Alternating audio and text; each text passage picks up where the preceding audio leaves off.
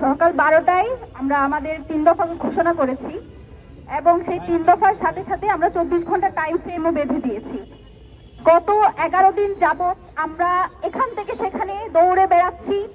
আমাদের এমন ক্রাইসিস, আমার ভাই কবরে শুয়ে আছে আর আমাকে চিন্তা করতে হচ্ছে যাতে এই সরকারের কোনোভাবে কোনো ধরনের অস্থিতিশীল কোনো পরিস্থিতির মধ্যে পড়তে না হয়। আমার কিসের এত ঠেকা পড়ছে যে এই সরকার আমারে বাঁচায় রাখতে হবে যখন আমার ভাই কবরে? আমার কিসের এত ঠেকা পড়ছে যে কোথায় কি স্যাবোটেজ হবে সেটার দায় সরকার নেবে না বলে আমাদের জনগণকে শান্ত রাখতে হবে? জনগণ তো আমাদেরকে ভুল বুঝতেছে। আপনারা কেউ তো আমাদের চেয়ে বেশি উসমান ভাইকে ভালোবাসেন। আমরা গত 1 বছর ধরে এই মানুষটা, আপনারা যেই মানুষটাকে গত 1 সপ্তাহ ধরে চিনেন, যার জীবনে জেনে আপনারা এতখানি ব্যথিত যে এখন 11 দিন হয়ে যাওয়ার পরেও আপনারা রাজপথ ছাড়তে পারতেছেন না।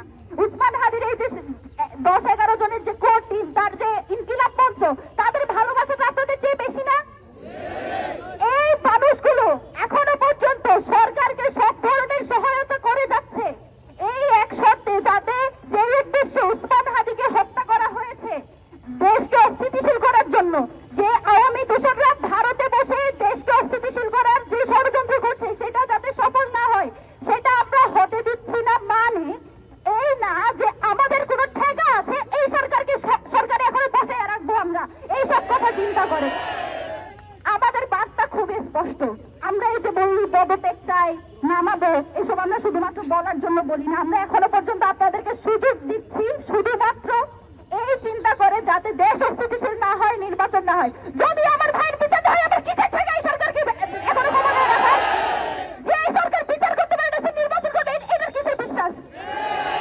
আর আইন উপদেষ্টা, আপনি 90 দিনের কিসের ভুগিচুকি বুঝেন? আপনার ক্ষমতা আছে কয়দিন? আপনি তো থাকবেন আর 1 মাস, আপনি 90 দিনে কেমনে কথা বলেন? আপনাকে 1 মাসের মধ্যে বিচার কার্য সম্পন্ন করতে হবে। একই সাথে যে খুনিরা শুধুমাত্র শুটার ফয়সাল, সে একেবারে শেষ গুটি, যে শেষ কার্য ঘটিয়েছে এই ঘটনায় স্পষ্টত রাষ্ট্রের একটা অংশ যারা এখনো পর্যন্ত ভারত এবং আওয়ামী লীগের পারপাস সার্ভ করে তারা এই কাজ ঘটিয়েছে, আমাদের কাছে স্পষ্ট। তাদেরকে যত দ্রুত সম্ভব, এই যে মিলিটারি ইন্টেলিজেন্স, তাদের কাছে সব তথ্য ছিল। আমার ভাইকে কারা খুন করবে, তারা কিভাবে ছাড়া পেয়েছে, তারা যে ইনকিলাব কালচারাল সেন্টারে আসছে, সব তথ্য তাদের কাছে ছিল। তারপরে তারা এই কাণ্ড ঘটতে দিয়েছে। তার দায় তাদেরকে নিয়ে এখনো পর্যন্ত যে আওয়ামী দোসররা এই সব কার্য ঘটাচ্ছে তাদেরকে অতি দ্রুত গ্রেফতার করতে হবে। এই ব্যাপারে কোনো সুশীলতা মানি না। আমরা এখনো পর্যন্ত স্থির আছি। বাংলাদেশের জনগণ মুখিয়ে আছে কখন ইনকিলাব মঞ্চ ঘোষণা দিবে এবং তারা রাজপথে নেমে এসে যা পারে তাই করবে। আমরা সেটা হতে দিচ্ছি না। তার মানে এই না যে আমরা শেষ পর্যন্ত দেখে যাবো যে আপনারা কি করেন। আজকেও বাংলাদেশে বিভিন্ন জায়গায় হত্যা হচ্ছে, বিভিন্ন জায়গায় গুলি করে মানুষকে মেরে ফেলা হচ্ছে। যে সরকার স্থিতিশীল দেশ রাখতে পারছে না, তো স্থিতিশীলতার দোহাই দিয়ে আমরা কি সব আটকে রাখবো? আমার কোনো ঠেকা নাই যে আপনারা আমি সরকারে বসে রাখবো। লাইফটাইও বাইর করবে এই সরকারের যেসব এই সব ব্যাপারে কোনো সুশীলতা হবে না। যতদিন পর্যন্ত আমার ভাইয়ের বিচার হবে, আমার আপনাদের সাথে কোনো সুশীলতা নাই। আমার যা হারানোর আমি হারাই ফেলছি, এখন আমার সরকার নিয়ে চিন্তা ভাবনা করার কোনো দরকার নেই। আমাদের বিচার লাগবে এবং সেটা নির্বাচনের আগে, এবং সেটা 1 মাসের মধ্যে। 1 মাসের মধ্যে বিচার কার্য সম্পাদন করার জন্য 24 ঘন্টা টাইম দিয়েছি। যদি না পারেন, আপনারা আরেকটা চিন্তা ভাবনা করতেছেন, সরকার তো আর বেশি দিন নাই, মাসখানেক সময় আছে, আগে ভাগে একটু পদত্যাগ করে পালাইয়া যায়। না, আপনাকে আমরা পালাইতে দিব না, দিচ্ছি না। কোনোভাবে যদি ভাবেন যে আস্তে করে পালাইয়া যাবেন, এইটা হবে না।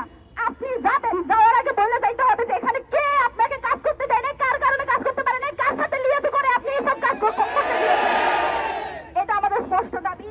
ইনকিলাব মঞ্চ আগামী, আমরা এখন থেকে আমাদের লাগাতার কর্মসূচি থাকবে যতদিন পর্যন্ত না সব পুরো সিন্ডিকেট, বারবার বলছি, শুধুমাত্র ফয়সাল শুটার একমাত্র না, তাকে কোনো বন্দুক যুদ্ধের মাধ্যমে দেখতে চাই না, সে বিদেশে থাকলে দেশে আনতে হবে।